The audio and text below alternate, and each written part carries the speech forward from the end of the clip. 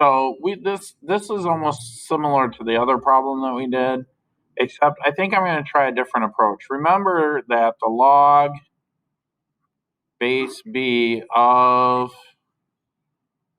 x is equal to y. That's the same as the base raised to the y is equal to x. So if I look at this and I call this my y value, okay, I could say my base is 2, right, raised to the y. We'll just call it y for now. And then that's equal to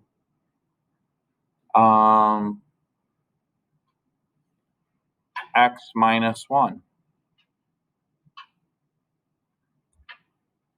So then I could probably compare these to some degree. Maybe there's a limitation to that. But what I am going to do is it says consider these two functions. So I do want to show you one thing. If I say 2 to the p of x is equal to x minus 1, and I add 1 to both sides,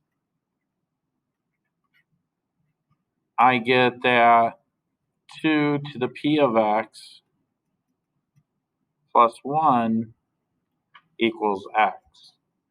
So that's an interesting phenomenon, and that's a good place to start when I want to compare these two.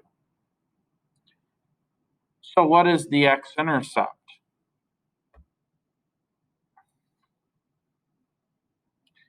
Well, the x-intercept occurs when p of x, so this is what I want us to consider, because this is what the question says. What is the x-intercept? Well, the x-intercept occurs when y, or p of x in this case, or q of x equals 0.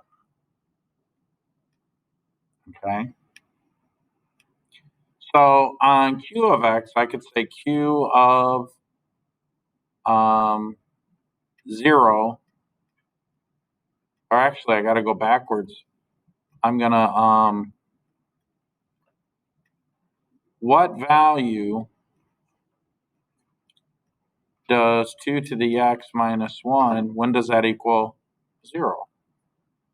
So what I need to do is I need to add 1 to both sides. And what I get is 1 equals 2 to the x. So now I got to think to myself, what value of x will make this thing equal 1? Well, remember that 2 raised to the 0 equals 1. So x equals 0. In other words, q of x will have an intercept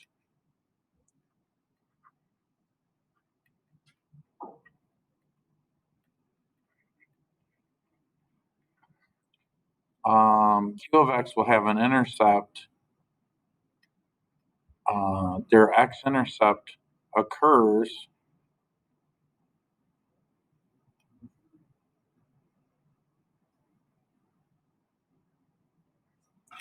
at 0, 0. Okay. So now let's do the same thing for p of x. So when does this occur? Well, this occurs at what value for x? Well, p of x has to equal 0 equals x. So this occurs 2 to the 0 would be 2 to the 0, which is 1, plus 1 equals x. And so 2 equals x. So that means that p of x should have a 0 at x equals 2. In other words, their x-intercept occurs at 2, 0. Now, I did a lot of that fancy algebra work because I could try to just graph these. The problem with just graphing this is that when I go to graph this thing, it's not going to be nice when I plug it in the graphing calculator. The reason it's not going to be nice is I have to use this We'll try it and see, but sometimes it doesn't like those vertical asymptotes. So let me try that. And I'm going to clear all this out. I can definitely do 2 raised to the x minus 1. And then, now remember, for this one, I've got to do log of x minus 1 divided by log of 2, right? Because that's that property, the change of base property. So now let's graph these and see if I did it right. Oh, it doesn't like it. It does not like that. Maybe I can get the table of values. Yeah, it does not like that. But yeah, we should be able to graph it. It just took a second to process. So P is P of x. Okay. Or I'm sorry, the red one is Q of x and the blue one is Q of x. So let's label this real quick. Let me take a screenshot and we'll talk about that. Yes.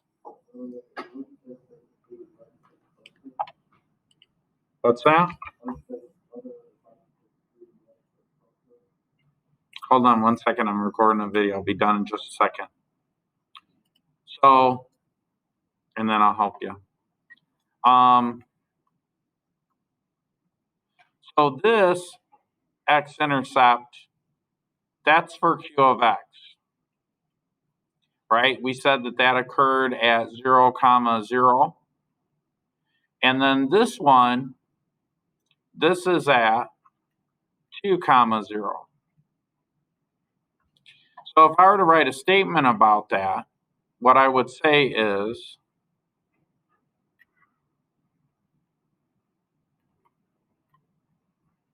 the x-intercept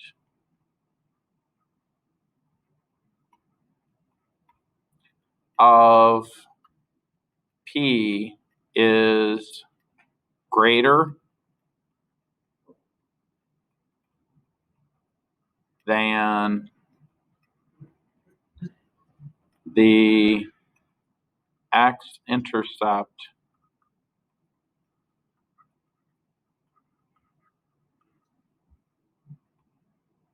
of